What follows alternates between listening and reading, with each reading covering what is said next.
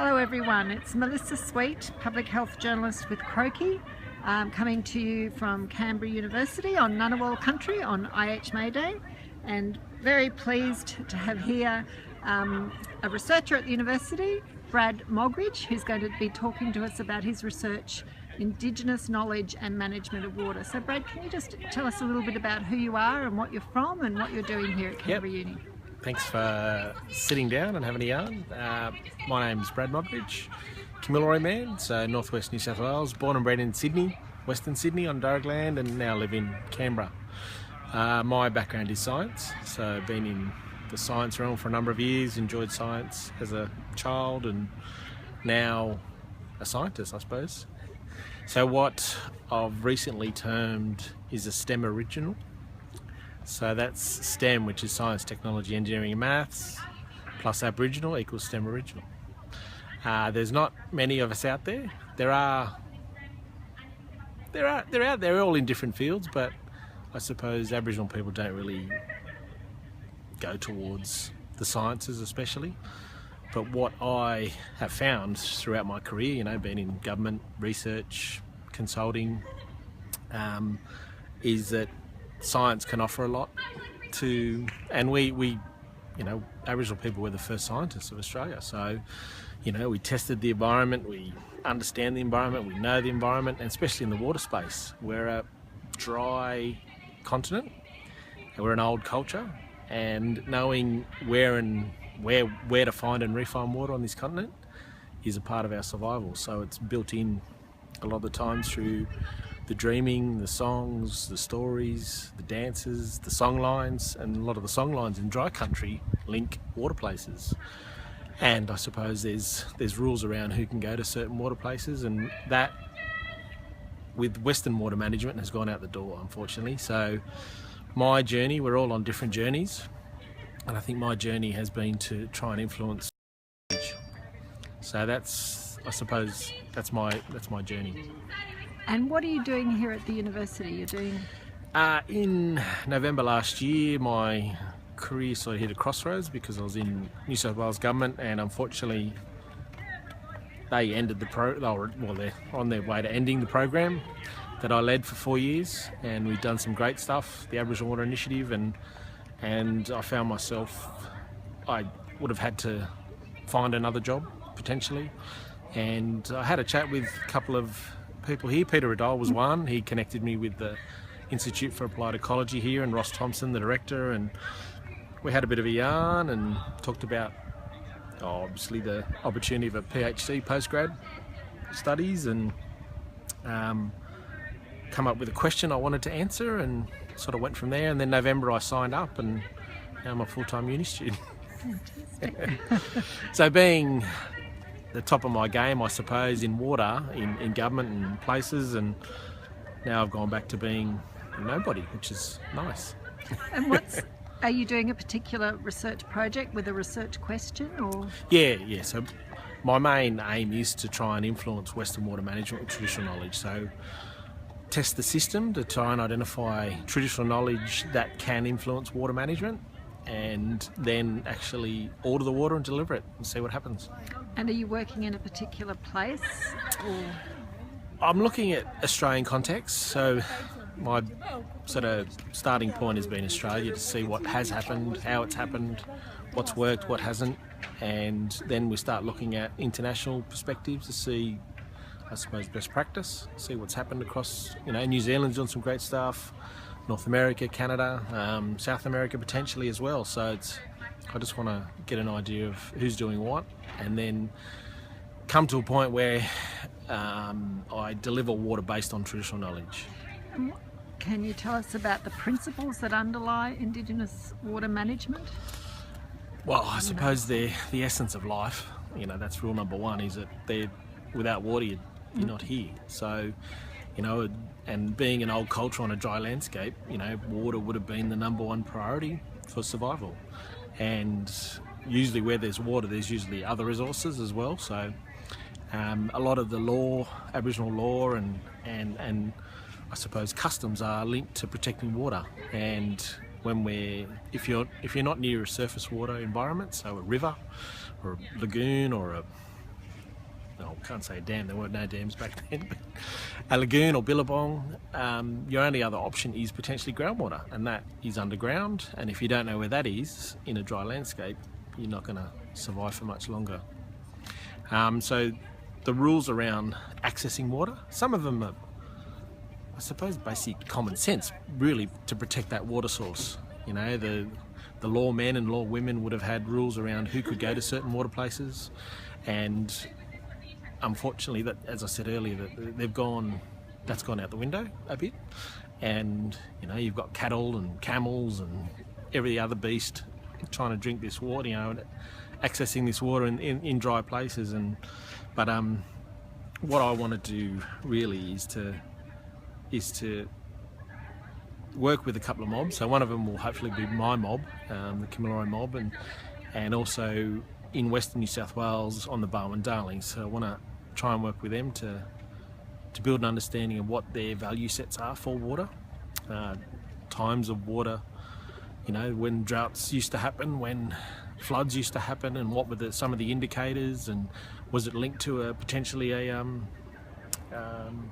weather cycle, you know. So explore those ideas and then actually go to turn that into a quantifiable amount, and ask through the process the water managers to say, I'd like to order water at this time of year and I'd like it delivered, and I'm hoping to work with some other partners as well to help cover some of those administrative costs and delivery costs. So, and then measure what happens. Yeah. How does your work sort of fit with the changing climate? Well, I suppose we've been here through climate changes, and that whether that's, you know, whether you say that because of ice ages that have occurred, you know, there's knowledge when sea levels are lower that exists. There's knowledge of through astronomy. There's a knowledge of volcanism that's occurred in Australia. So living memory, that doesn't exist, but it exists in stories. And I think to explore some of those further in the water space is how we can, I suppose, what I want to also do is try and validate some of our knowledge. It's hard to validate something like that, and science sometimes doesn't accept that sort of knowledge, and it's hard to try and get it through into research because it's you know, qualitative, and it's hard to put a number on certain things. You know, if I try and reference my great grandfather, you know, there's no he wasn't in the journal, so I can't reference him. So that's the challenge we face, is that we just sort of need that credible evidence to actually validate our knowledge. Is it also about, you know, decolonising Western science so that Western science changes its worldviews and practices? Yes. There needs to be a cultural shift, and I suppose a bit of leeway for that understanding. You know, there will be those people that will mock it, and people that will shout it down and peer review it to bring it down, but I suppose we've just got to keep forging away to prove what our knowledge is, and, you know, not to be intimidated by science world. And, you know, that's the thing, is that we have a lot to offer, but we're not being accessed.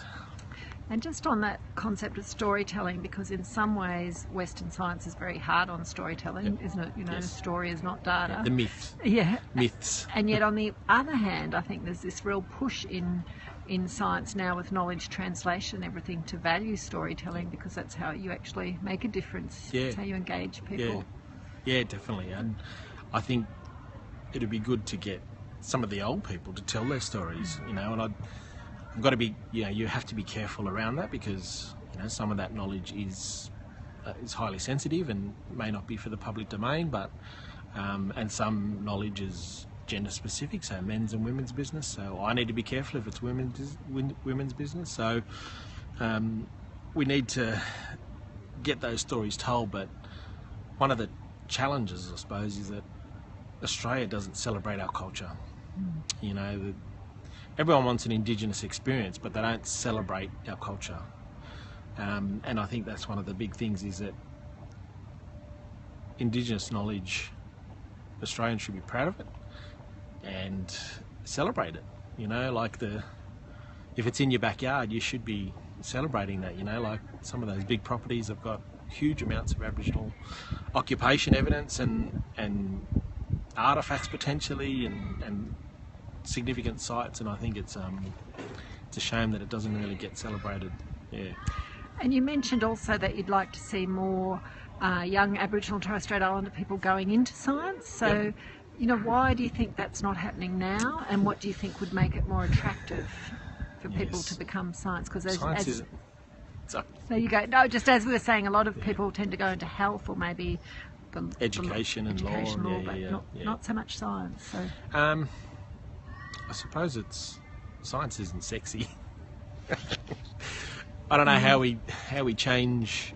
I think the STEM push. It's doing some magnificent stuff with women in science, and Indigenous people don't really connect. And I think I try and influence younger generations. Speak to some schools and at ages where they're starting to think about a future, and maybe hopefully going on to university, but also thinking about like STEM sort of projects, because when I give my perspective, I hope it may inspire just that one person, that I've travelled the countryside and internationally to listen, in Australia I've listened to some of the oldest stories on the planet, and that, for me, that's exciting, and it's something I'm proud of, and I suppose it's something that I'll keep pushing. And it may seem sometimes that it's out of reach for Aboriginal people. The word science, then you've got to do maths and physics and chemistry and all that sort of stuff, but I was definitely no genius. A bit of hard work and a bit of assistance, some tutoring, and I did it. I've got a Bachelor of Science, I've got a Masters of Science, and it's a matter of applying yourself. And I think my story reads true, is that if you want to do something, you put your mind to it, you can actually achieve it. And that old saying is, if I can do it, anyone can do it. I'm telling you. And why are you so passionate about science? Why does science matter? I suppose it has the power to influence policy, and I think the way we manage the landscape as well. So, and I think if we can build our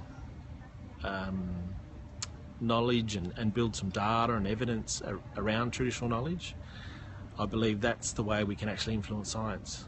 That's the exciting bit, and there's no one pushing in this space. So there's a few organisations and groups, but it's sort of lonely out there. Yeah. So just to close up, it's IH May Day, so a National Indigenous Health Twitter Festival. What is your sort of final reflection, I guess, around the intersection between health and science? What can science contribute to health, or what can health contribute to science? I suppose my biggest push is that we have a cultural obligation as Aboriginal people to care for country, and part of caring for country is caring for water and the land and everything that's on it. We might have totemic species we've got to look after, but I think it's the science of it can then hopefully influence the policy, as I said earlier. But I think water, because what water has become, it is a tradable commodity, unfortunately, and it was separated from land as its own entity. And I think because we don't have access to water, it's hard to make a difference. If we do have water, I believe it can close the gap. Thank you very much. We'll just wrap up now. It'll just take a minute to